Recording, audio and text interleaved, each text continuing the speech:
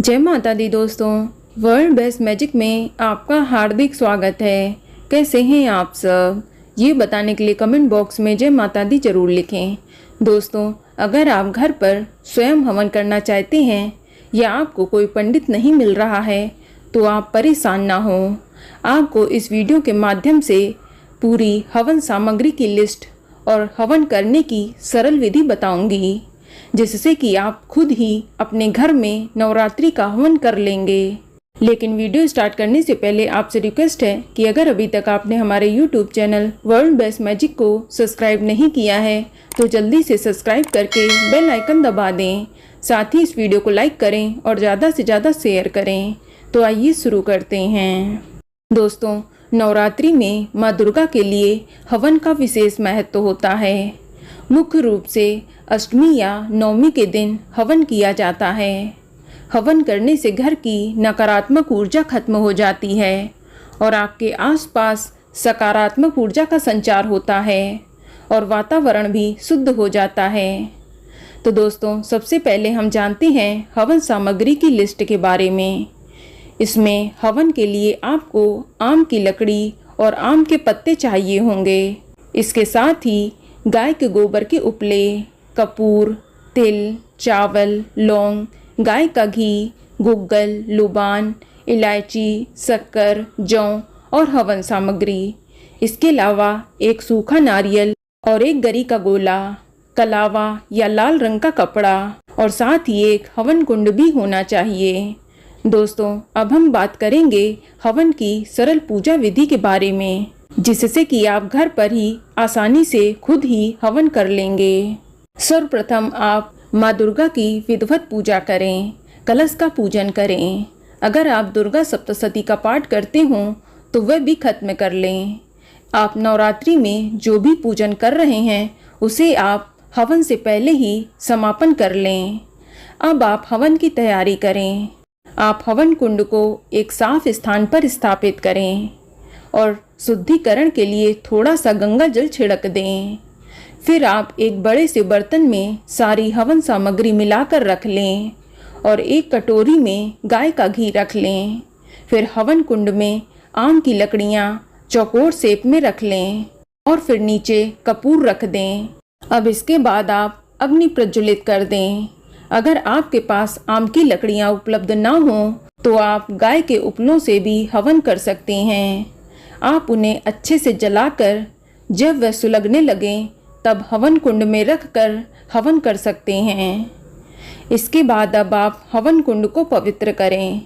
इसके लिए कुसा या फूल में जल लेकर हवन कुंड के चारों तरफ छिड़काव करें। तत्पश्चात आप हवन कुंड के चारों तरफ रोली, सिंदूर, अक्षत और बाहर एक पुष्प अर्पित करें। अब इसके बाद आपको अपना शुद्धिकरण करना चाहिए। इसके लिए आपको अपने हाथों में 3 बार जल लेना है। पहली बार जल लेंगे तो ओम केशवाय नमः और दूसरी बार जल लेंगे तब ओम नारायणाय नमः और तीसरी बार जल लेते हुए ओम माधवाय नमः मंत्र बोलेंगे। इस जल को आपको स्वयं पीना है। फिर सबसे आखिर में ओम गोविंदाय नमः कहते हुए अपनी बाईं ओर हाथ धो लें। इसके बाद आप 5 बार घी की आहुति दें। दोस्तों, हवन की आहुति देने से पहले मैं आपको एक बात बता दूं कि हवन करते समय किन किन अंगुलियों का प्रयोग करना चाहिए। बहुत से लोग हवन गलत तरीके से करते हैं। दोस्तों, हवन में मृगी और हंसी मुद्रा को शुभ माना गया है। मृगी मुद्रा वह है जिसमें अंगूठा, मध्यमा और अनामिका अंगुलियों से हवन सामग्री डाली जाती है और हंसी मुद्रा वह है जिसमें सबसे छोटी उंगली और कनिष्ठिका उंगली का प्रयोग न करके शेष 3 उंगलियों का तथा अंगूठे की सहायता से आहुति छोड़ी जाती है। इसके बाद घी मिश्रित हवन सामग्री से या केवल घी से भी हवन कर सकते हैं। अब आप इन मंत्रों से हवन का प्रारंभ करें। ओम अग्ने नमः स्वाहा, ओम गणेशाय नमः स्वाहा, ओम गौरियाय नमः स्वाहा, ओम नवग्रहाय नमः स्वाहा, ओम दुर्गाय नमः स्वाहा, ओम महाकालिकाय नमः स्वाहा, ओम हनुमंते नमः स्वाहा, ओम भैरवाय नमः स्वाहा। ओम कुल देवताय नमः स्वाहा। ओम स्थान देवताय नमः स्वाहा। ओम ब्रह्माय नमः स्वाहा। ओम विष्णुवे नमः स्वाहा। ओम शिवाय नमः स्वाहा। इसके बाद माँ दुर्गा के नवाण मंत्र से 108 बार आहुति देनी चाहिए। नवाण बीज मंत्र इस प्रकार है। ओम ऐं ह्रीं क्लीं चामुंडाय विच्चे।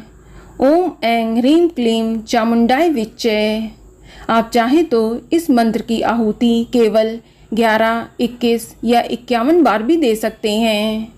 अब इसके बाद आप 11 बार गायत्री मंत्र से भी आहुति दें। गायत्री मंत्र इस प्रकार है।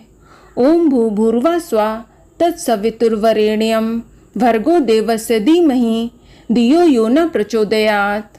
अब हवन के बाद गोला में कलावा बांधकर फिर चाकू से ऊपर के हिस्से को काटकर अब आप ऊपरी भाग में सिंदूर लगाकर उसमें घी भरकर हवन में चढ़ा दें। इसको बलि कहते हैं।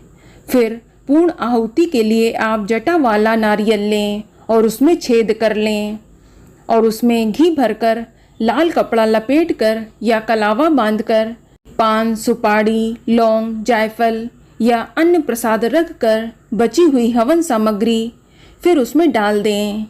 ये पूर्ण आहुति की तैयारी है। ये नारियल हवन कुंड के बीच में स्थापित कर दें और साथ ही पूर्ण आहुति मंत्र का उच्चारण करें, जो इस प्रकार है।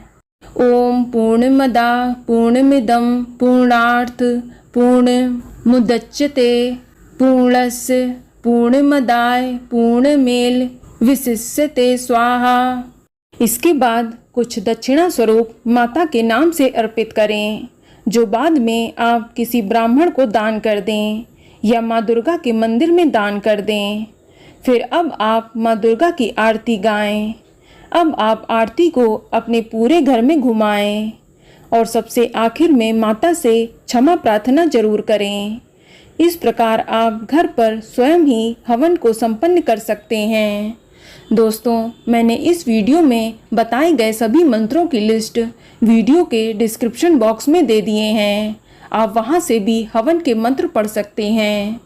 दोस्तों, आपको एक बात बता दूं कि अगर आपको इन मंत्रों को पढ़ने में कठिनाई हो रही है, आपको ये मंत्र नहीं आते हैं, तो आपको जो भी सरल मंत्र याद हों, आप उन मंत्रों से भी हवन को पूर्ण कर सकते हैं। बस आप स्वाहा बोलते रहिए और साथ ही हवन सामग्री को हवन कुंड में डालकर हवन को पूरा कर सकते हैं। तो दोस्तों, ये जानकारी आपको अच्छी लगी तो कमेंट में जय माता दी जरूर लिखें और अगर आपका कोई सवाल है तो उसे कमेंट बॉक्स में अवश्य पूछ लें और इस वीडियो को लाइक करें, शेयर करें और साथ ही साथ चैनल को सब्सक्राइब करें। धन्यवाद।